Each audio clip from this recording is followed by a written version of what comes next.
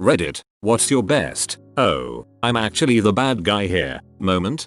I used to work security at a college bar and we would typically ask people to leave who were too intoxicated. One night I was posted up in the DJ booth because it was our normal shoulder to shoulder level of busy and I watched this guy start stumbling and drinking his beer in a really weird way. I make my way over to him and tell him he has to leave because he is too drunk. He tries to tell me something but I can't understand what he said because the music is so loud and he was slurring his words. We get outside and he tells me that he has cerebral palsy, which was pretty obvious after the fact. He was cool about it and I let him back in, but I don't think I have ever felt like a bigger dong than that night.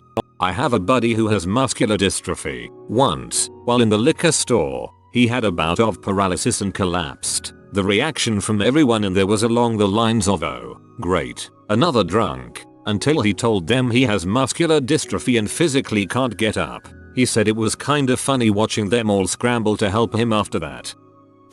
Pulled out the gas station and this butthole was riding my bumper, honking his horn and waving and pointing. I pulled over and throwing my arms up ready for the altercation because I did nothing wrong. Turns out I drove off without closing my gas cap. Wasn't really such a big deal for how he was acting, but he was still just trying to help. I apologized and thanked him. In high school there was a kid who I unwittingly bullied. I actually thought he was a cool dude, and my friend group and I roughhoused a lot. Headlocks, finger circle game, dead legs, etc. I was just doing what I did with everyone I get along with. One day I came up behind him and did that thing where you kick someone's back leg into their front leg while they're walking and they trip on their feet. He turned around with fear and anger in his eyes and yelled, "Why do you have to be such a dong to me all the time?" My heart sank to my feet. I didn't realize that what I saw as friendly bonding play, he found really intimidating. We talked it out, and I spent the rest of my high school days being really nice to him. The weirdest part is that he was a pretty popular kid, not small by any means, and on a couple different sports teams. Goes to show, anybody can feel bullied. Realizing that the reason my partner and I are always fighting is because I am always picking fights. I'm still working on trying to fix this. This is a tough realization but a good one. Now you can grow as a person. I was at a restaurant doing a co-worker dinner thing when I noticed the woman at the next table was staring me down, like, barely blinking, full-blown eye contact. After a while, I started getting pretty agitated when my subtle social cues to stop staring at me went wholly ignored. After about 20 minutes of this, I had enough of this lady's unsolicited rudeness, and I did the whole come at me, bro arms in the air move, thinking surely that would get my point across. I made a fairly big production of it. Only then did I realize that the lady was completely blind. When my sister was about 13 and I was 10, we were in a food court at a mall. A gentleman wearing a black suit and dark black glasses was seated next to us. My sister looks at him, back to me and says, "Hey, I think that guy is in the FBI or something." I was like, "He is blind." Blind guy tried to suppress a smile. Went to a friend of a friend's house to chill. Nice kid, but his house is crazy, dirty dishes stacked to the ceiling, laundry strewn like carpeting, old takeout food bags from a ton of places everywhere, bags of garbage just laying in piles in the kitchen. The place stunk to high heaven and I had trouble getting comfortable. Later I commented on how dirty the place was to my friend. Turns out the guy's mom has cancer, and the guy has to help take care of her and his younger sibling, all while being a typical teenage boy. I felt bad for judging. It was my mom's moment, but whatever. She was driving me and my brother home from the store when we were young when she drove through an intersection, screaming, "You got a stop sign, lady," out the window at a person she nearly hit. 10 seconds later my mother realized that she was in fact the one who blew through a stop sign. All she said was, "Oh," like any good kids, we still to this day yell, "You got a stop sign, lady," at her. I was driving home one day and a person in the car next to mine waved to me. I went to wave back and my hand instinctively flipped the other person off. Dang, this guy does not like being waved to. Used to think it was funny to quote Dodgeball and say you adopted, your real parents don't even love you. Wish I could say that I learned my lesson the first time that I said this to someone who responded with, "Actually I am adopted." Won the lottery twice. It was the moment I realized that I was, in fact, responsible for everything I did while mentally unstable. I spent years alienating everyone I knew by demanding that they forgive my crappy behavior because it wasn't me, it was my bipolar disorder. Everyone else was the bad guy because they just didn't understand my illness. I was the victim. One day just kind of clicked. No matter what the cause, I was the one who was hurting the people around me. It wasn't on them to understand and forgive my endless parade of insanity. It was on me to get help and stop being so toxic to everyone around me. It was that epiphany that really helped me turn the corner. While I'd sought help before, it was always with the mindset that I had no responsibility for, and therefore no control over, my illness. So one time I was in a high school assembly, and a bunch of kids in pajamas started walking into the auditorium. Pajamas were against my school's dress code. Me, thinking I was funny, yelled, "Hey, that's against the dress code." Turns out it was a special ed class. Really felt like a jackass. Couldn't make myself small enough in that crowd. Thought I was saving someone from a bad marriage. Realized I was just convincing someone to cheat on their husband.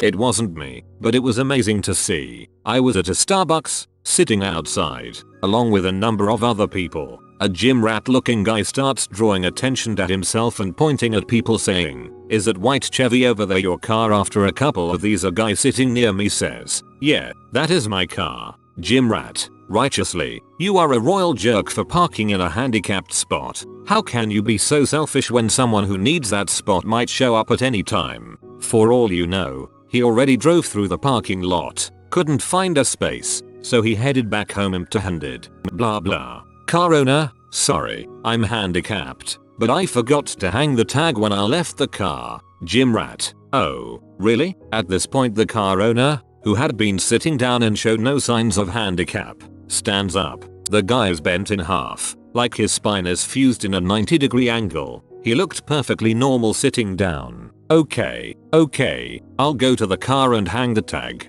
Gym rat, upon seeing him stand, "Sorry, you don't have to do that." The car owner slowly and uncomfortably walks the 40 feet to his car, opens the door, fumbles to hang the tag, then ambles his way back to his seat, rigidly bent the entire time.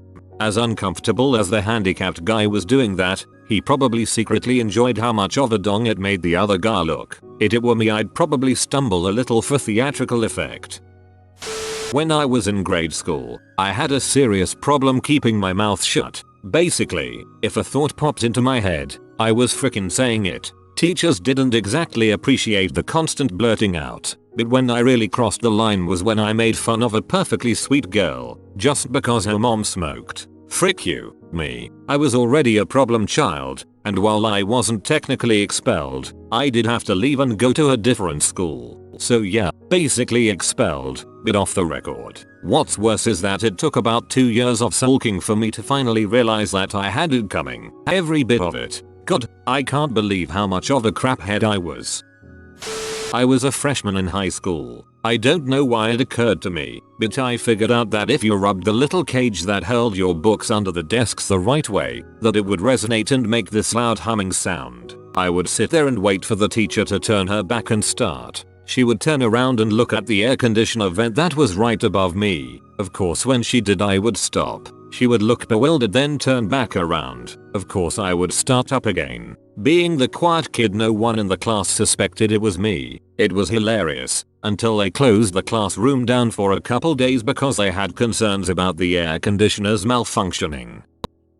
Was the assistant manager of a fast food place in college. A bunch of punk rocker looking guys my age came in to eat, around the same time as some soccer moms with little kids. One of the punk rock kids was pretty intimidating, easily a foot taller than me and built like an athlete. They were all perfectly nice when they ordered their food, but once they got their cups to fill up their drinks, the big guy started screaming and cursing at the top of his lungs. "Motherfucking pig sucker, son of a b." The moms all looked horrified. I'm ordinarily quite averse to conflict, so I was quite proud of myself when I marched around the counter and got right up into this big dude's face. I looked him straight in the eye and told him that if he had a problem acting like a normal human being, he needed to get out of my restaurant. He looked back at me and almost started crying. He whispered, "I'm sorry," and turned and walked away. He looked absolutely destroyed, and his friends followed him trying to console him. Either that dude legitimately had Tourette's, or the whole group of them was pulling a prank and were the absolute best actors I have ever seen.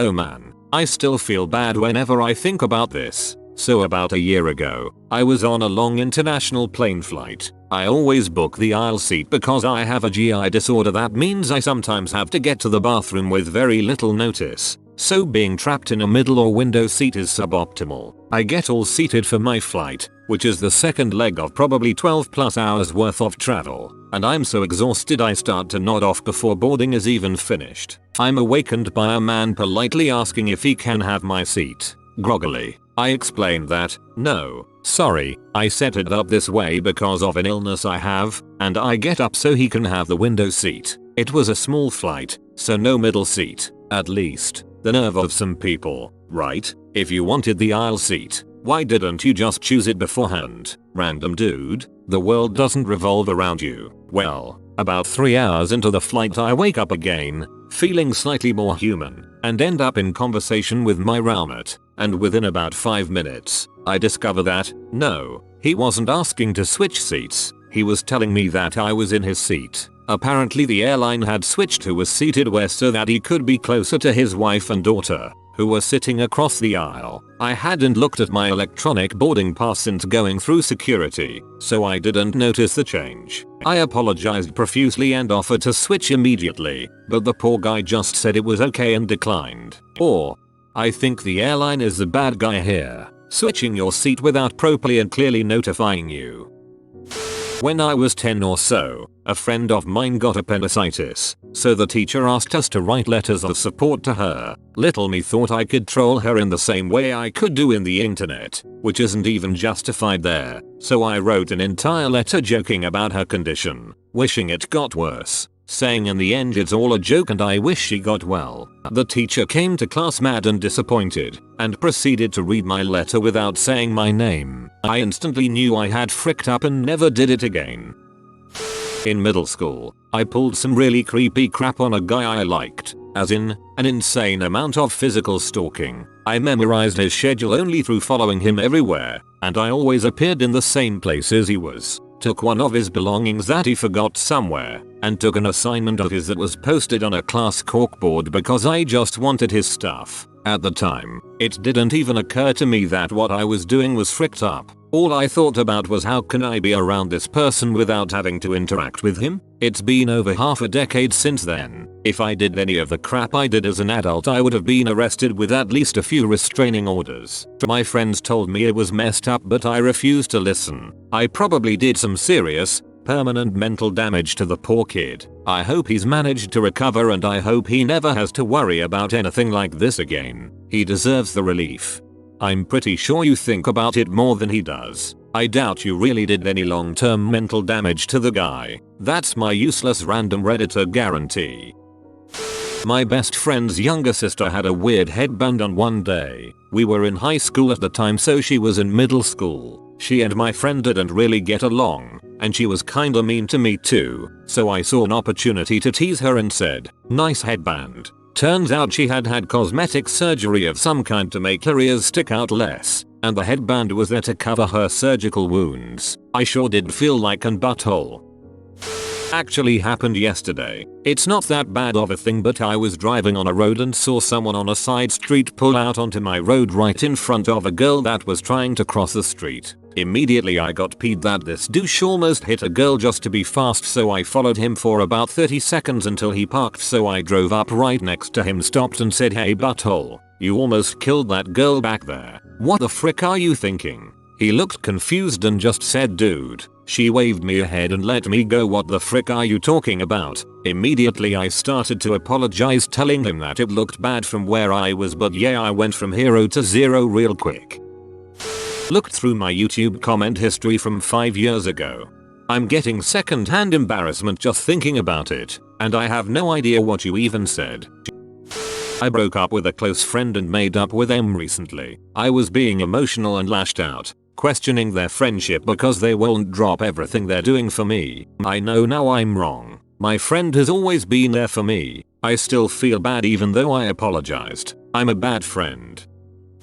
Literally fist fighting one of my friends over the ownership rights to wear a green felt hat on St. Patrick's Day. It was his hat. Made fun of a friend for wearing dog tags. Turns out he used them to help others identify his epilepsy in lieu of an identifier bracelet. Whoops.